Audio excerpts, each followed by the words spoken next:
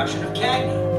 Tonight, we celebrate 35 years of Bay Street, and we honor a musical theater trailblazer, Lin-Manuel Miranda. Here we go!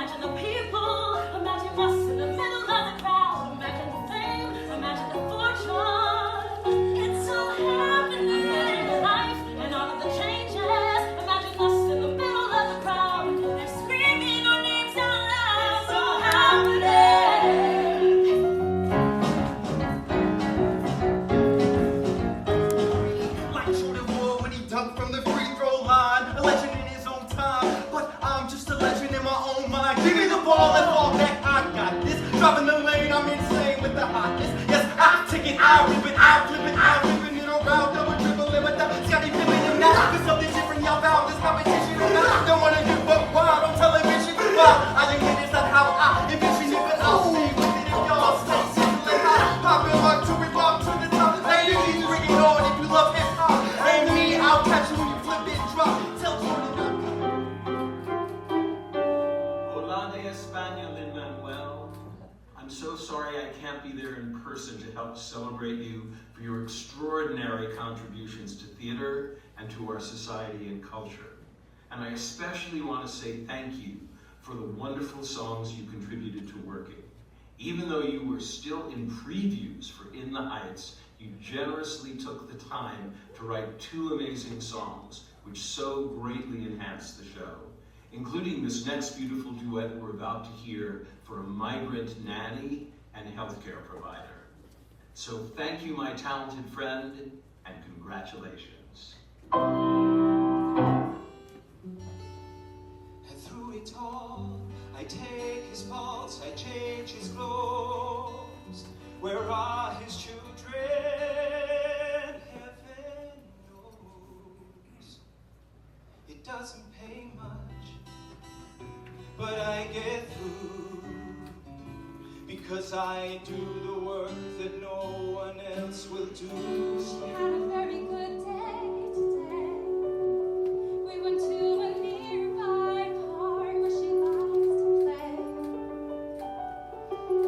She's only 5, but she can do it all.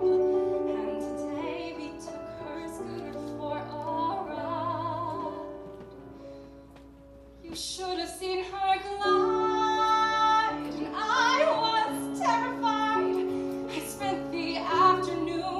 Running by her side.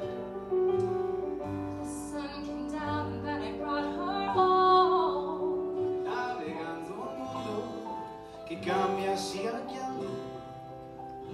2 oruguitas paran el viento mientras se abrazan con sentimiento. Siguen creciendo. Inseparables son, sigue cambiando. Inseparables son, en el tiempo sigue cambiando. Ay, oruguitas, no se aguanten más. Hay que crecer, partir, volver hacia adelante y seguirás. Vienen milagros, vienen crisalinas. Hay que partir y construir su propio futuro. Ay, oruguitas. Welcoming to the stage, Lin-Manuel's dad, Luis Miranda.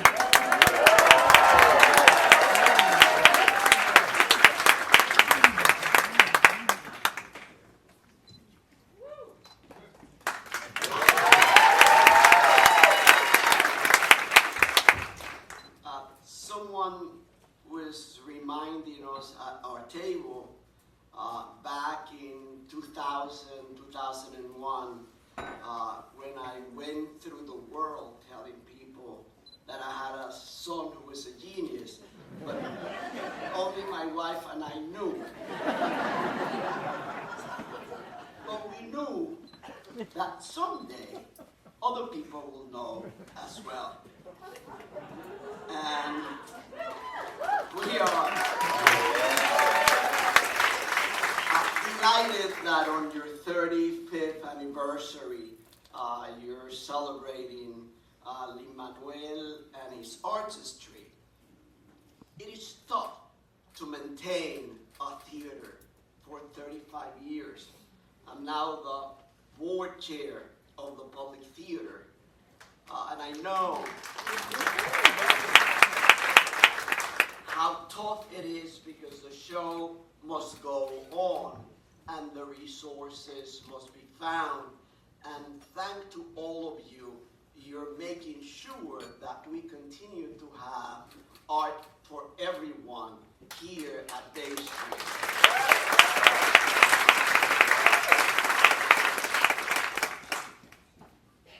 My son is not only a genius,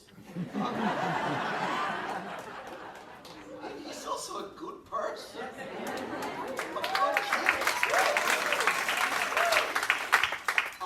And he has used his talent to push for diversity, advocate for causes that people are scared to talk about, opening doors to groups that don't have access to theater, to film, to the arts, and making sure that we create that very diverse table everywhere. Because at the end of the day, a diverse table is a healthier place for all of us to live in.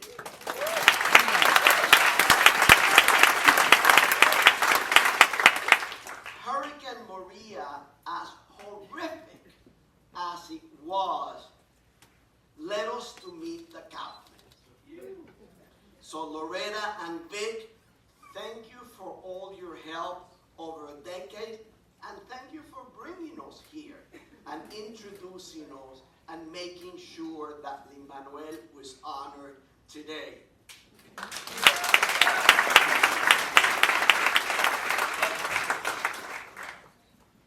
I want somebody else to talk about my son. I think I've done enough.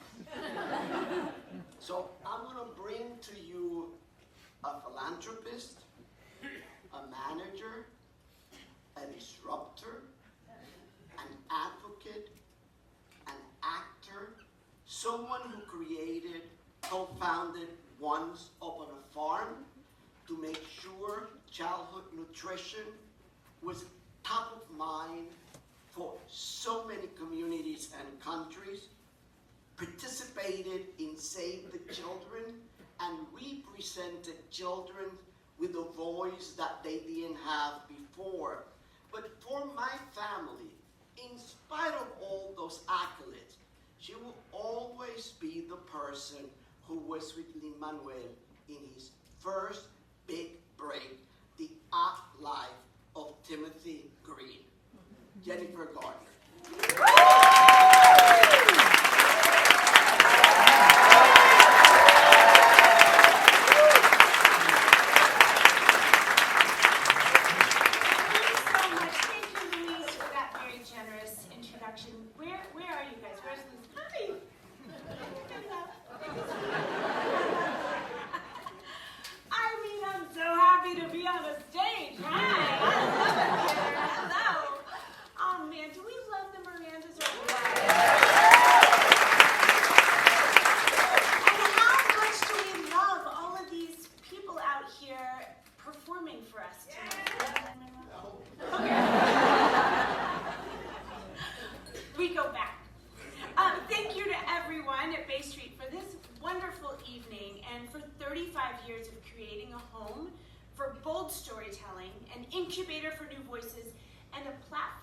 Connections through the performing arts. Regional theater this one right here are the heartbeat of American theater. They're where new plays find their footing, where artists take risks, where audiences discover something unexpected, and where the next generation, and this is so important, falls in love with live performance. They remind us that great theater isn't only built on Broadway. It begins in places like this, in the summer stocks across the Midwest that I worked in and was an apprentice in, and cleaned the toilets for and hung the lights and built the stages and all the nonsense, where creativity is nurtured and community is at the center of everything. Tonight, it is my great honor to present the Julie Andrews Lifetime Achievement Award to my friend, Lin-Manuel Miranda.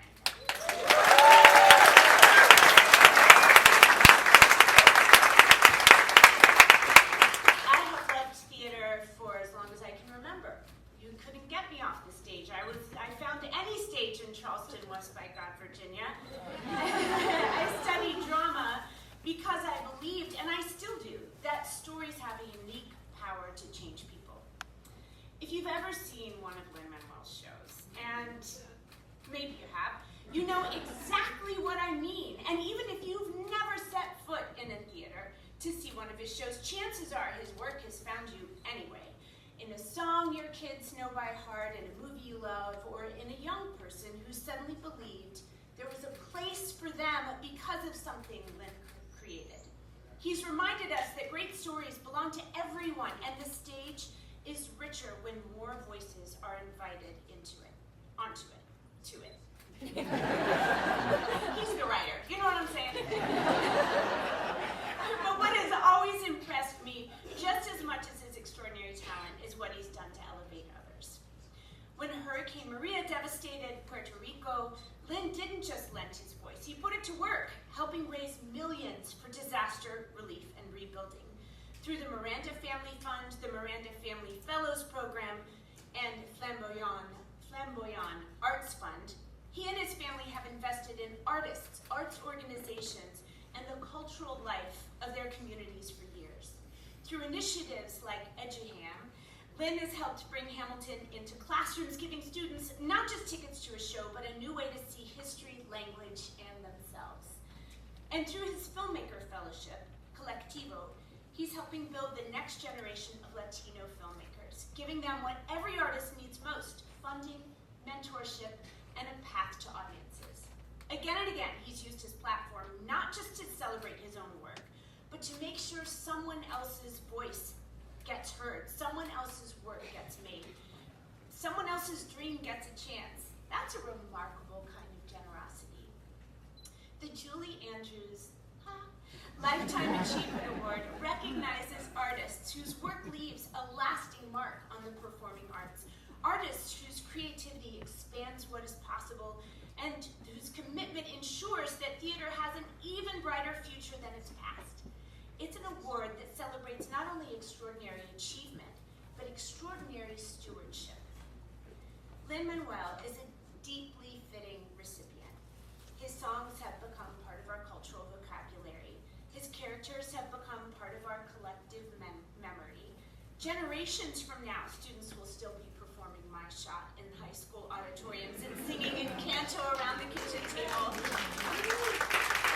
That's what it means to leave a lasting mark.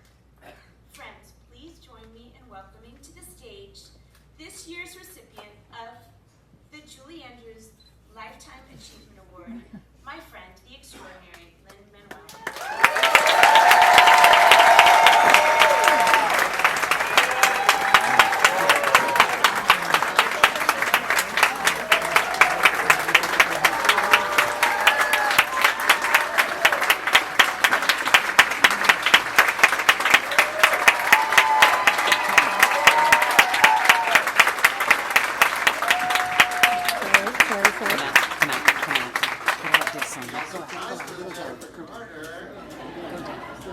I could tell not enough of you saw Bring It On the musical. If all of you had seen it, it would still be running. It was a great show. Thank you, Jen, for the surprise and the kind words, and Bay Street for this tremendous honor. Thank you, Loretta and Vic Kaufman, the Gala co-chairs, and the entire committee for your generosity and dedication to this institution. Thank everyone in this room. I mean, proceeds go directly to main stage productions and education programs. 35 years of bringing artists and audiences together and making that experience available to everyone.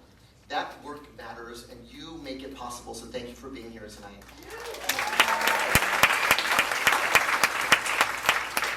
Julianne Jew's name being on this honor is so surreal because you've seen my father a little bit, but you don't understand. I never had a chance at another line of work. My dad grew up in a small town in Puerto Rico, and he was the president and only member of the Debbie Reynolds fan club. When you leave this theater, Google Luis Miranda, The Sound of Music, and you will see a video of him in Austria singing Do a Deer with his children and grandchildren in a dirndl. Like, it's so deep, the Julianne Jew's love. Like, it's so deep. So, huge thanks to Emma and Julie. And Emma's here tonight, which makes it so much more meaningful. My mother destroyed the volume knob on our Subaru growing up, blasting the Camelot cast album. I know what the simple folk do better than anybody.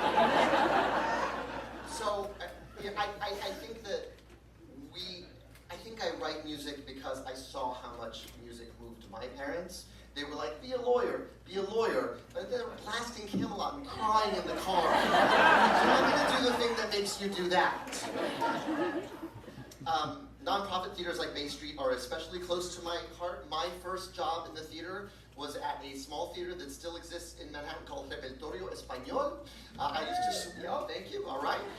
More people have been there than have seen Bring It On the Musical.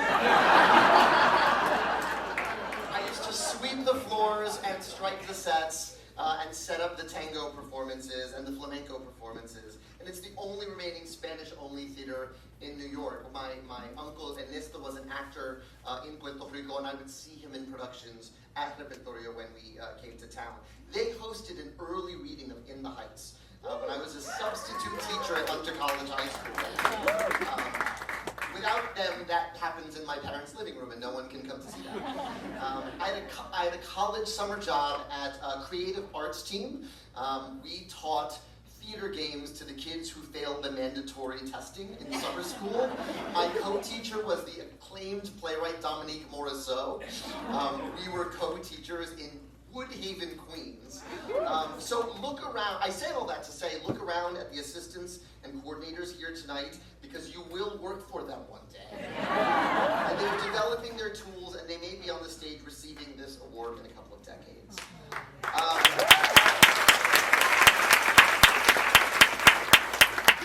I'm most known for my work in theater. Film was my first love. When I was choosing a major, it was really practical. I only applied to schools that let you double major in theater and film. I got to the amazing Wesleyan University. Yes, right, shout out to West. More people have been to West than have seen Bring It On the Musical. I also learned that you have to pay for your own seat in your film, and then I became a theater major. Because I knew that I could do it. Theater had a little support built in. In the end, it worked out because now after the success of Hamilton, I basically, every choice after that was the film school I couldn't afford. So I went to work for Rob Marshall, I went to work for Barry Jenkins, I went to work for John Chu, I helped Tommy adapt Falsey Burden into a miniseries. And so that's how I got my film major, and I've just finished wrapping my second feature film on deck. But I had to write the best show ever just to get that education. Most BIPOC folks, especially Latinos, do not have the opportunity to get into film for all the reasons you know: lack of connections, inability to work for free, or to finance their own projects. To make a dent in that Latino film pipeline, the Miranda Family Fund has partnered with Tribeca to launch the Colectivo program to build to empower a new generation of Latino storytellers. Latino filmmakers represent less than 5% of studio directors, despite representing 19% of the US population. Programs like Colectivo help progress and ensure more beautiful, authentic, and needed stories can be enjoyed for all. And we're so grateful to Loretta and Vic Hoffman for being significant producing partners in this program. If you want to join them, they're right over there.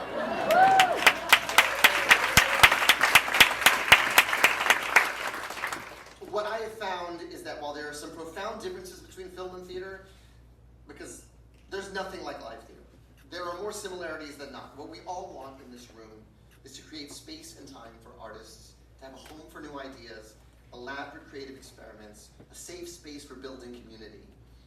The stakes are high right now. The next generation of talent is in jeopardy as funding cuts ravage arts education in schools. Institutions like Bay Street hold the line, offering free and low-cost arts education programs for youth. Arts should be accessible to everyone. And Bay Street is making that possible.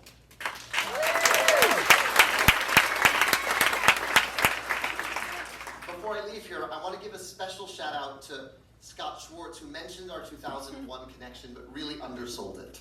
I was a senior at Wesleyan. I had just declared my major.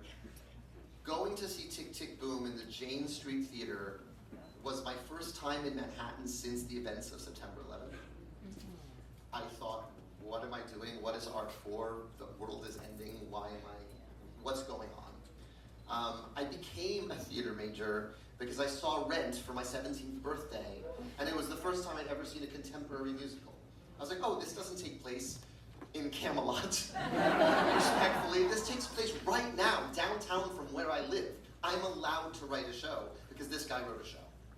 So I walk into the Jane Street Theater, and Jonathan Larson, posthumously, through Scott's brilliant direction and refining of his rock monologue into a 3-person show, wrote a show when he was on the verge of turning 30, basically asking the question, would you do this if no one ever saw your work while you were alive? It's a hell of a thing to receive your senior year of college. I was with my college girlfriend at the time. Apparently I said, I have to go. And I just wandered in the streets. But it forced that question of me, would you do this if no one was watching? Would you do this if no one ever saw your work? Would you do it for the love of doing it, or are you doing it for the right reasons? And I walked up the West Side Highway that night and came out on the other side saying if I were still substitute teaching at Hunter, there would be 10 musicals in my closet waiting to be seen. I answered the question for myself and rededicated my life to this because of that show. So thank you, Scott.